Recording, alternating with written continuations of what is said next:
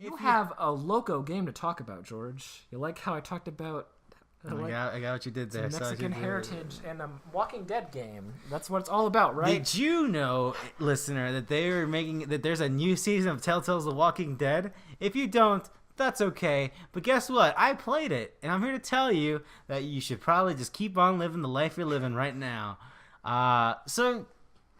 Let's talk. Ryan, caramba, George. What could possibly be wrong with this game? Ryan, you didn't play not Mario Kart. You didn't play Walking Dead Season 2. No. Did you even finish one? I did finish one. You did. I loved it. Yeah. It's great. What went wrong? So Walking Dead Season 2 is not great. It's not... Actually, if someone would say it's straight up bad, I'd be like, yes, sure. I wouldn't even, understand. I'd be like, I can absolutely see why you think that game is bad. That, yeah. And so it was weird to be like... So I'm assuming they announced Season 3 fixed those problems, correct? No. Oh, well. So they announced this at E3 last year, and I think I was like, why? Who cares? And I don't even think Telltale really cares, but it's here. And, man, I don't...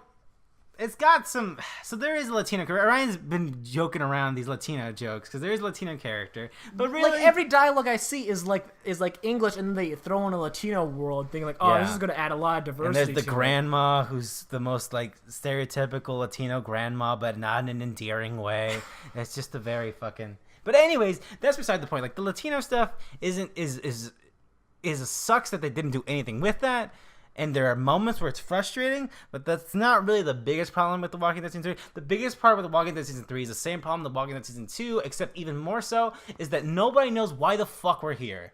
Yeah. No one knows. And I think the problem I would imagine with The Walking Dead show, that we're just walking, except The Walking Dead show, each season at least has some of the main, it has the main characters. There's new people introduced. Am I wrong? Yeah, and they're killed instantly. Okay, well. But it still has so it does have some of the cast.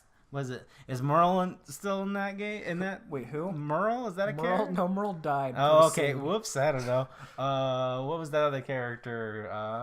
The guy played by the fucking Boondock Saint guy? Oh, Daryl? Yeah, he's still... I stopped watching Walking Dead. The thing about the Walking Dead show, George, I liked it for a while, and then I started getting annoyed because the writers are just beating around the bush with bullshit. They tease stuff, and then it leads to nothing, and they introduce new characters that don't do anything, and the same characters who have had arcs fulfilled just stick around forever doing nothing. It's bullshit. I wanted them all to die. And even interviews with the creators are like, this will go on forever. We don't have a map planned out. We're just going to keep it going. No, build a fucking map for your show, or else you're just making bullshit happen along the way, and that's not a good show makes. Terrible show. It sucks. The Walking Dead's a bad show. I said it. At me. Okay. But yes, The Walking Dead Season 3 kind of suffers from that. I don't know why we're here. I don't care about these new characters. They aren't very interesting. I really feel like the group who was the group who went on to make Firewatch, who went on to work on Oxenfree, and all this stuff, they made characters, and they were interesting, and they were three-dimensional, and you're interested in what they were going through, and they haven't done that since. Because in Walking Dead Season 2, the most interesting thing is that Kenny shows up. And that moment when Kenny, there's a great piece made by video essay made by Ian Dansfield.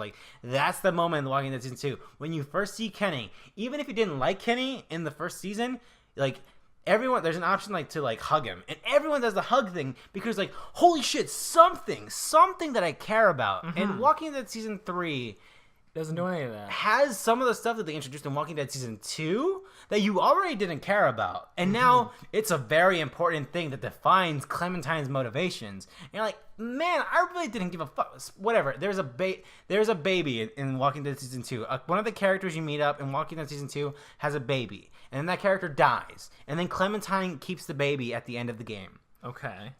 And that baby is still in the game. And there's this thing you should care about this baby, right? I never cared about this baby. I only care about Clementine. And Clementine never had a relationship with the characters who had that baby. And if she had a relationship with the baby, I sure didn't fucking see it. There's a very similar thing like that in the Walking Dead show, because there's a baby. Rick has a baby. Okay. and the baby just is a hindrance. And in the comics, the baby died immediately. Okay. Which but is in like the TV show, in the TV show, the baby keeps going and keeps just hindering everything, and it keeps being like, "We gotta save the baby." It's like, I don't care about the baby anymore. The baby's annoying. Ditch it. It's Stupid really baby. hard to like.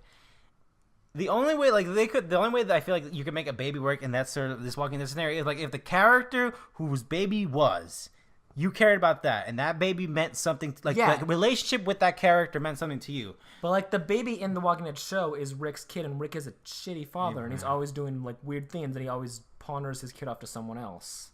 And in The Walking Dead season 2, I didn't care about those characters at all, and so the Clementine stuff is very uninteresting. Other than the interesting thing is you don't play as Clementine in this game. You play as a new character called Carlos, and he's a Latino character, and his stuff he's not very interesting. He has this whole thing with his brother.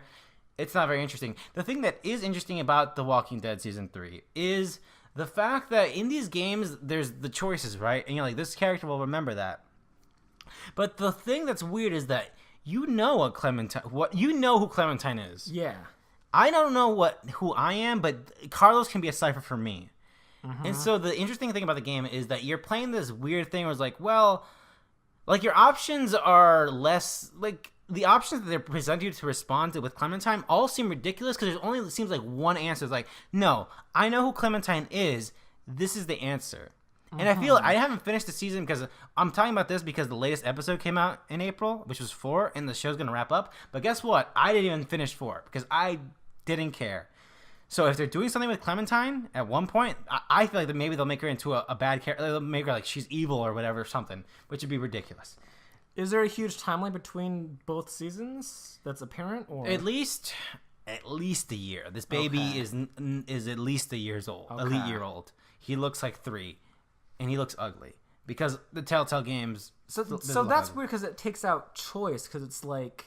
It takes the whole game's about choice, and it's like, oh, how am I going to react to Clementine? Well, I know how I should react to her. Yeah, because I've been with her for like 11 episodes. And that could be really interesting if Carlos was a developed character that you're buying into, and then there would be friction between what you want your character Carlos to do and how you want it to respond to Clementine, this character you've known. But guess what? I don't give a fuck about Carlos, so that doesn't exist. All I want to see is what Clementine is, and so all my like. That dynamic isn't interesting. You could have had a fascinating dynamic of this new character. If there was like friction between the characters. If Clementine was introduced like mid-season, and she's introduced right off the bat in the first episode. If you got to know Carlos and he became interesting, and now you're actually because there has moments like, are you choosing what Clementine's doing, or are you choosing family? Right, and that's clearly a choice made for the player because the player knows Clementine. The player loves Clementine. And so I'm like, and you obviously want to be like, well, Carlos, my character would probably be the brother, like the thing that would like solidify that he cares about family, like whatever, because family is a main thing in this game because Latino characters and they have a very strong family thing. And he was the sort of Latino character who made it out. He's this baseball player. Okay. He's this Latino character who made it out and made success. And he lost contact with this other family because they don't make a lot of money, and their living situation isn't great. He's the star. He left. I get that because I get that. I get that character thing, but they don't really do anything with it. And so you're left like, I'm always going to choose Clementine. I'm not going to choose the Carlos option. I'm not going to choose his family because I don't care. I trust Clementine. So he didn't even spend like a whole episode just like dealing like with his problems. It was just like immediately. They have Clementine an intro section, which we saw at the Game Awards. Okay. And they have a that was very bad. Yes, that it's very bad the second time. Good. And there's a bit more, and then Clementine's introduced. So there's not you don't stick with Carlos. Clementine's introduced into like the second quarter of that first episode. Oh. But yeah, I don't know what else to say about it. The stuff, having Carlos as a main character could be interesting because you could do interesting things with choice and the fact that you're playing as this character and Clementine is not the player character. But Carlos is never developed as a character.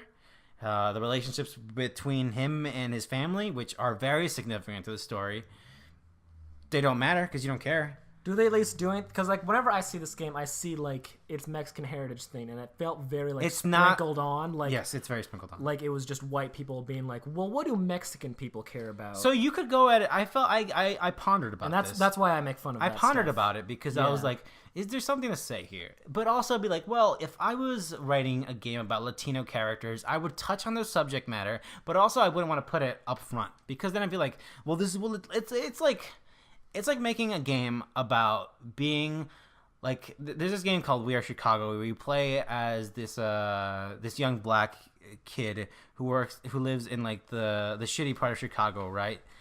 And it tries to tell a story about like the south side of Chicago, right? But the things it does bad is that he doesn't feel like a character. He just feels like this cartoon representation of like how black people are treated. And like, listen, I get what they were going for, but he doesn't feel like it feels like you're just hitting the notes. Yeah. Like okay, like what is his friends? Like isn't there a like in this game like this character just goes through shitty thing after like terrible thing happens to him after terrible thing after terrible thing. Guess what? I lived in the south side of Chicago. Like there were moments of happiness. Like I had friends. Like I went out to the carnival. Like I had moments that were intermittent between all the gang violence and hearing that my neighbor's son was murdered.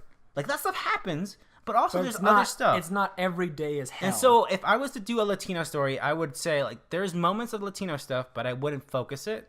Mm-hmm. And so they that's obviously the route they did with this because the Latino stuff isn't as strong as it is in that first chapter you saw in the Game Awards. Yeah.